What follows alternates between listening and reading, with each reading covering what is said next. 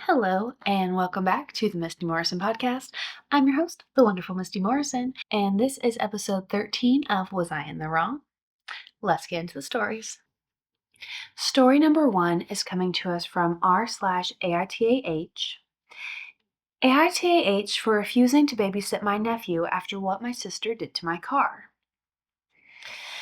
Initial reaction is no, because you always have the right of refusal. AITA for refusing to babysit my nephew after what my sister did to my car. So I, 26 male, have a sister, 29 female, who has a 4-year-old son. I love my nephew, but my sister has this bad habit of just assuming I'm always free to babysit just because I don't have kids.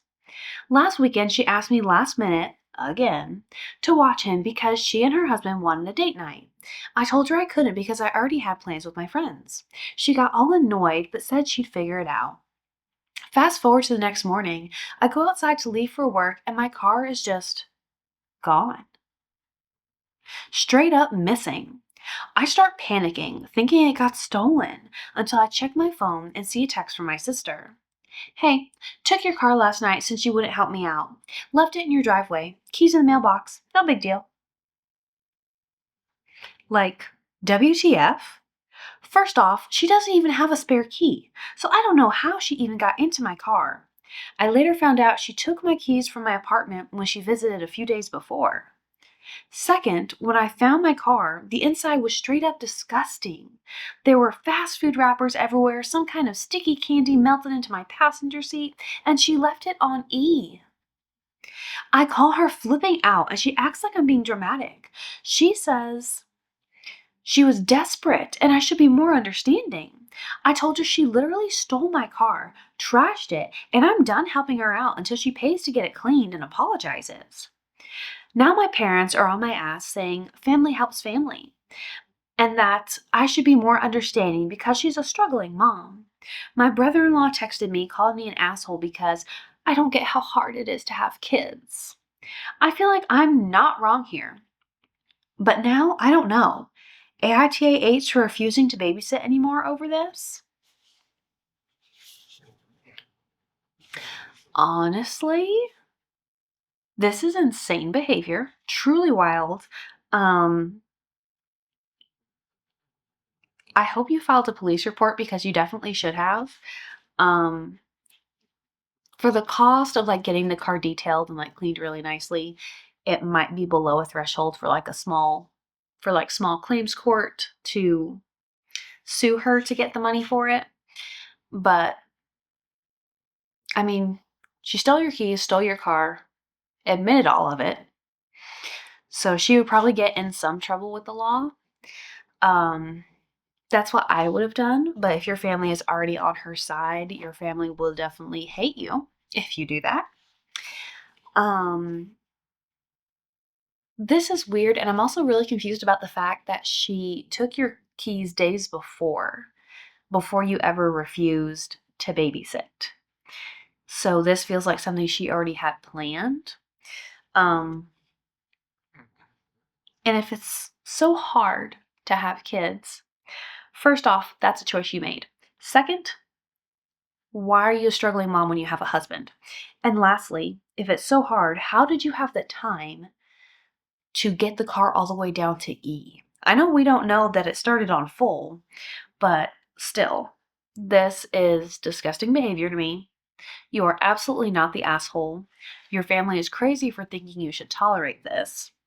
She is especially crazy if she thought you would babysit again after this.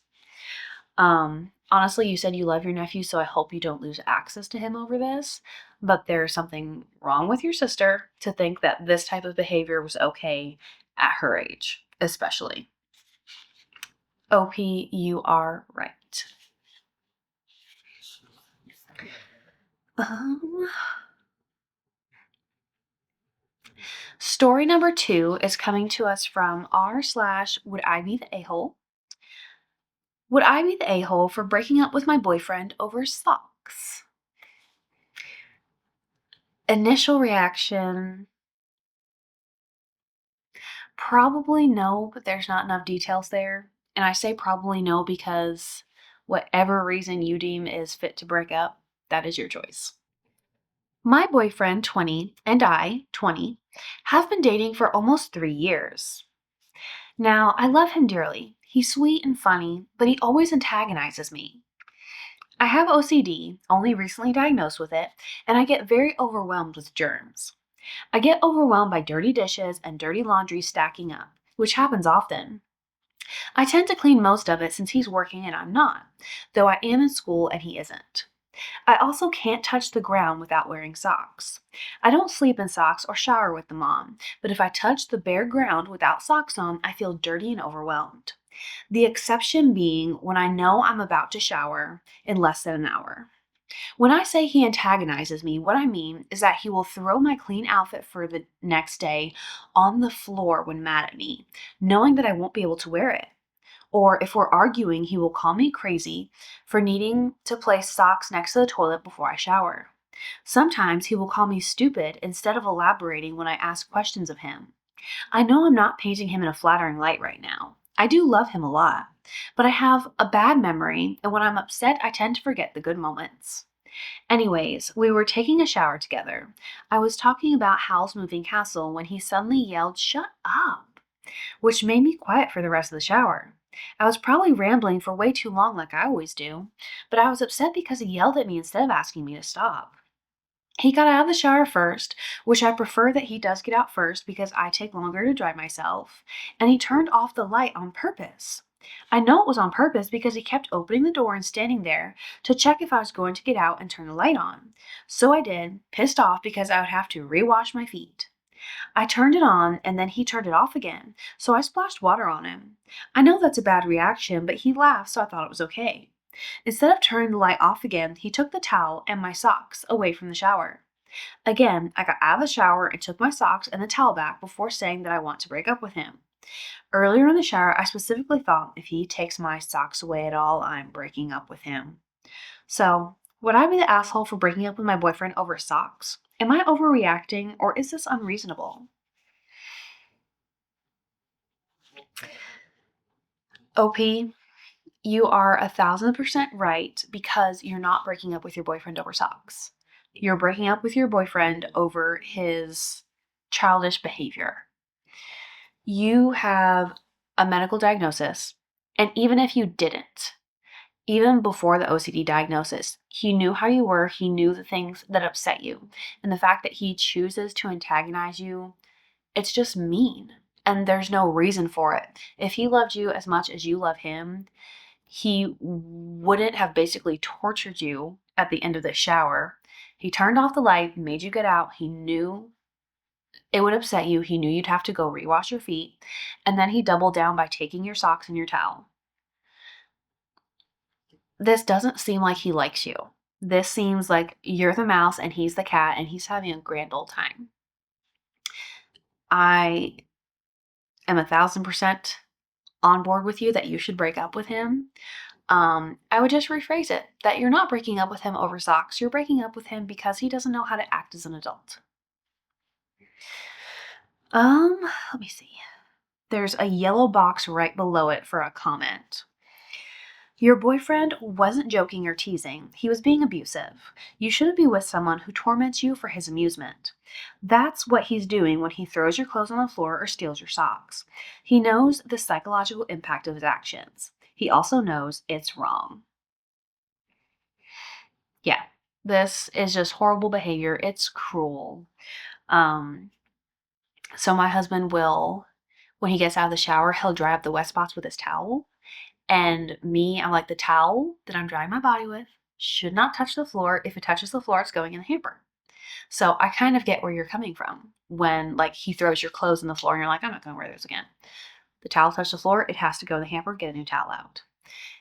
And I would be really aggravated too if my husband like deliberately put my towel on the floor because he knows how I feel about that. And that's just cruel. So yeah, I'm sorry that you have tolerated this for so long. And I hope you do stick to your words when you said you want to break up with him. I also hope, because you said you're not working, you said you're in school, I also hope you have the means to break up with him and move out. Story number 3 is coming to us from r/AITAH. AITAH for not giving my stepsister my half of her mother's life insurance. Hello, this is actually happening to my husband right now, but he asked me to post. He doesn't go on Reddit, but he does like me to read him some of the stories from this sub. So my husband, male 47, had a stepmom who was 81 and just recently passed at the beginning of March. His father, who she was married to, passed away when my husband was 19. He died of cancer and knew it was coming, so he revised a will for his then wife and only child, my husband. The will was a little unusual. It stated that the home my husband's father owned will belong to both my husband and his current wife. However, his wife would be allowed to be the sole resident until she passed or decided to move out. Then the sole ownership would go to my husband. His wife was not allowed to will the home to her children or relatives. I'm not sure the term for this. It's like she owned it but didn't fully own it. The reason behind this was my husband's father was rather vindictive. He didn't care for his ex-wife very much, my husband's mother, and he didn't like his own stepkids either. So, in the chance he passed while my husband was still under the age of 18, his ex-wife would have no sway over his son or the house, seeing as his current wife would have it. And her kids would never have it as when she passed it would go to my husband. When his father passed, his stepmother gathered a few of his things up in garbage bags and left them on the porch of his dad's house for him and wouldn't let him inside. She also wouldn't let him have his TV, his pictures, his video games, or his childhood toys. He's sure those went to her grandkids. He said that was the last time she spoke to him, and her last words to him were, "The TV stays." So that was 28 years ago. Now to today, his stepmother died. Her daughter, female 60s, tried to, and unsuccessfully, get half the house. She has no claim according to the lawyer she spoke to. So there's now a little bad blood between her and my husband, but he's trying to remain amicable. Her mother just passed, and while he didn't like her, it was her mother. However, we were contacted by his late stepmother's insurance company. Because she didn't name a beneficiary on the policy, my husband is entitled to half the payout. We don't know how much it is yet. His stepsister is furious and thinks it's unfair. She wants my husband to collect his half and give it to her. He's torn. He knows his stepmother kept all of his father's life insurance, even though she was trusted to give some to him. She kept most of his belongings and kept him out of his father's home. So he's bitter.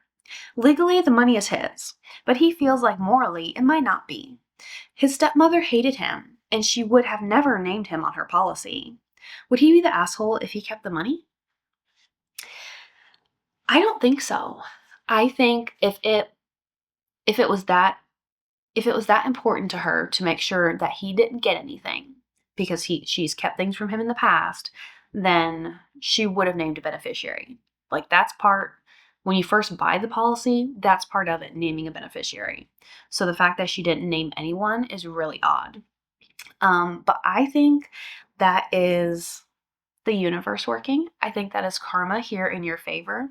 I think you should keep it because she kept your childhood toys, she kept your TV, your pictures, your video games. She kept all those things from you when you were a child and you were struggling.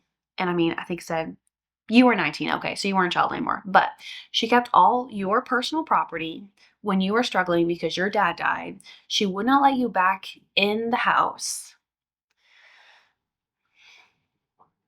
Yeah, I feel like this is almost getting even. And even though it really has nothing to do with your stepsister, it's not her fault. I think you should keep it. And if morally you don't feel right keeping it, take it so the stepsister doesn't get it, donate it, put it back for your kids, do whatever you want with it. But I think it happened for a reason, and I think it's right for you to keep it because so much was taken from you before. Yeah. That might be an unpopular opinion, but that is my opinion. Story number 4 is coming to us from r/would I be the a-hole? Would I be the a-hole if I dug up my father-in-law's dearly departed dog and sent the bones back to him piece by piece? Currently, I have no comment. This sounds insane, and I'm okay with that. Let me set the stage for why I believe such extreme measures are needed in this situation. It's not funny, but it kind of is. My father in law asked to borrow my car for what was supposed to be a 5-minute trip to the gas station. He didn't come back. Hours pass and no calls or texts are being answered. We had a pretty good idea that he had driven to a city 30 minutes away for some illegal extracurricular activities, as this was his MO before he came to live with us, and committed to months of sober living. I called the cops the next morning, reported it stolen, and pressed charges. The police set to work tracking my car through traffic lights, and about 9 hours after I reported it, they had found him. Cops called me, and I hurried to meet them at the location of my car. There, I was told by officers that he was pulled over turning onto a well-known high-traffic neighborhood for all of his favorite extracurriculars. The cops found a laundry list of debauchery in the backseat of the car I drive my 4 young children to and from in. There was a hooker in the front seat with him, and strewn across the back seat was Fenty, crack, and paraphernalia, condoms, and the hooker's feminine hygiene products. Good grief.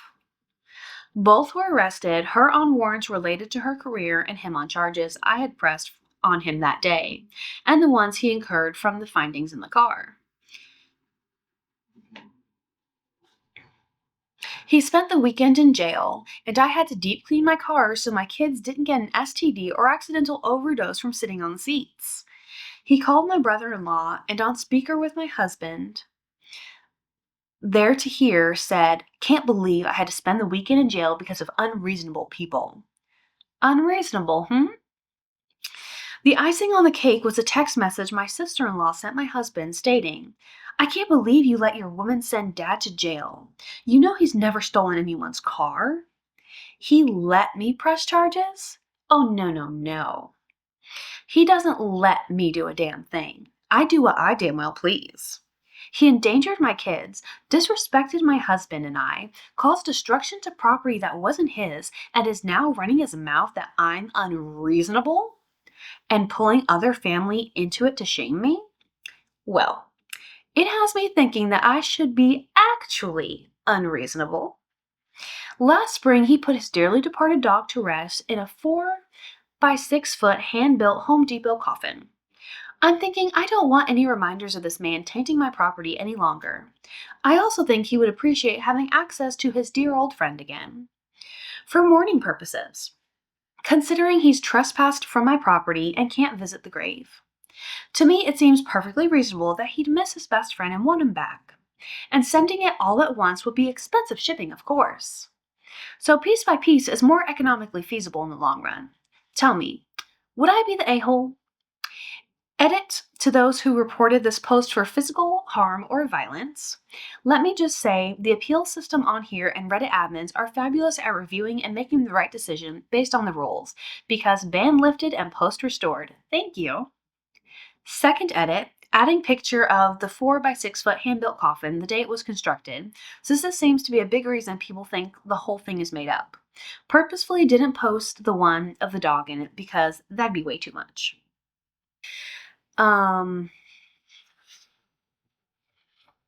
This is very extreme. Mm, where do I start? I completely get that you don't want any reminders of him left on your property after what he did. Because what he did is completely disrespectful, disgusting, and unforgivable. I agree with that. I agree with not wanting any reminders. That makes sense. Also, like, if he cared enough about the dog to build this coffin for him, he probably does want to visit the grave. He can no longer do that because he's trespassed. So I do get a reassignment of final resting place. But the fact is, shipping is expensive no matter what. And I do think you could ship this box, regardless of contents, cheaper altogether than you could multiple separate packages.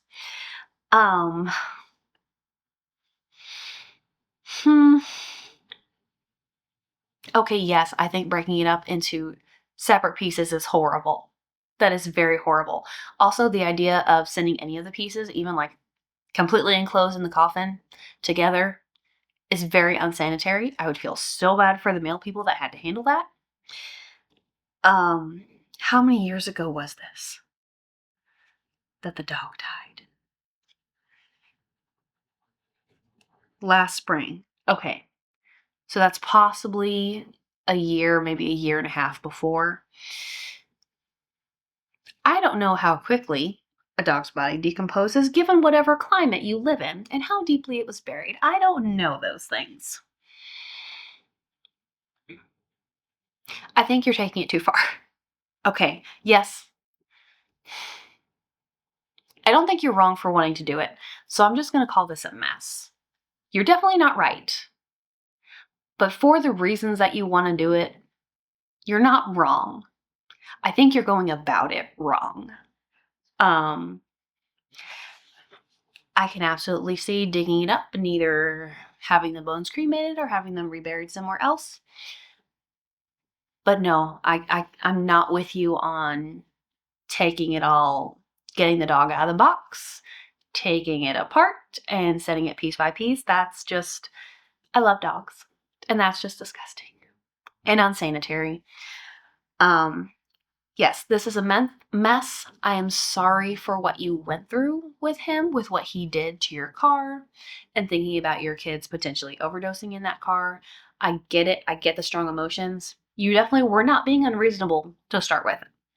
I feel like your reaction to what he did was completely reasonable. Like, you pressed charges, you got the police involved, you trespassed him. I feel like you handled the situation perfectly. And now you're trying to take it too far. The dog didn't hurt you, he did. Okay, this one's a mess. Yes, it is. Story number 5. Oh, hang on. It's coming to us from r/AITAH. AITA for considering a divorce from my wife after telling her it feels like she'd prefer to be a single mom. My wife, 33 female, and I, 30 male, have had some issues in our marriage, and I've reached the point of feeling like enough is enough. We've been married for 7 years, and our son is 3 years old. When my wife learned she was pregnant, she decided to wait to tell me so she could surprise me. By the time she told me, she had told her friends and family. Her family took me finding out after everyone else as her being afraid to tell me and called me on it. She did not defend me, but claimed she did when I was out of the room. Later in her pregnancy, when we talked baby names, she mentioned that she no longer wanted to use the original name we had agreed on because her sister didn't like the name.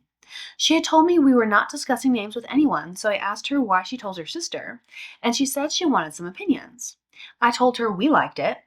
Then I asked if she didn't anymore, and she said she still did, but she wanted her sister to like the name.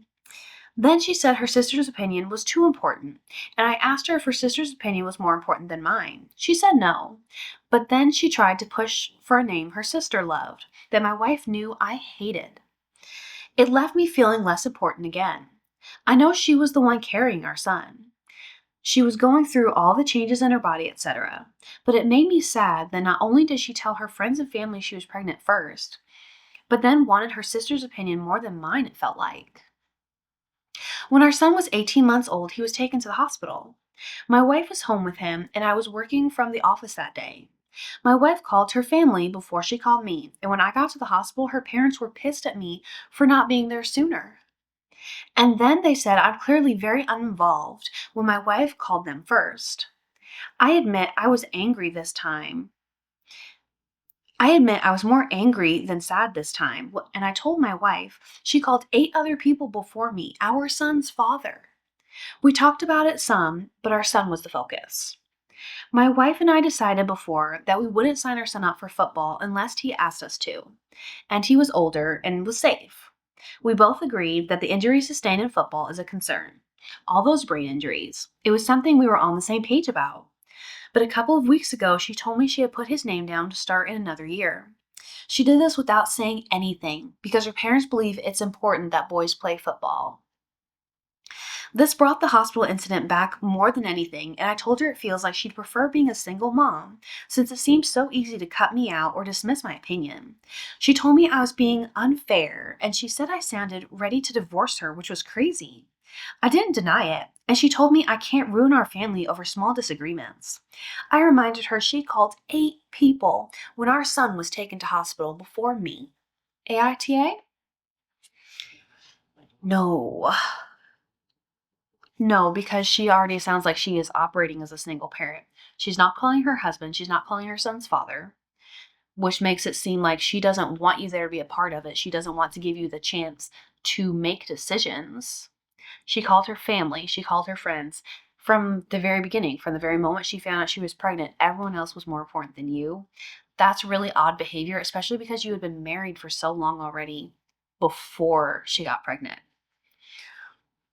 I don't think you're the asshole. It sounds like from the moment she got pregnant throughout the entirety of your son's life so far, you have put up with a lot. And especially when she's doing all these things that make you look bad. And then when her family gets mad at you for things you couldn't control because of the decision she made, she just lets them. She doesn't defend you. And that is crossing a line, I feel like. So, OP, you are right. You are not the asshole. I would not blame you for calling it quits on this. All right. That is 5 stories for episode 13 of Was I in the Wrong on the Misty Morrison podcast. Thank you so much for being here. If you are listening on podcast, leave a 5-star review and share with a friend if you like the content. If you're watching on YouTube, comment down below with your opinions on the stories. Did you agree? Did you disagree? Like the video, subscribe for more, and share the video if you liked it. I will see you next time for another episode of the Misty Morrison podcast. Bye.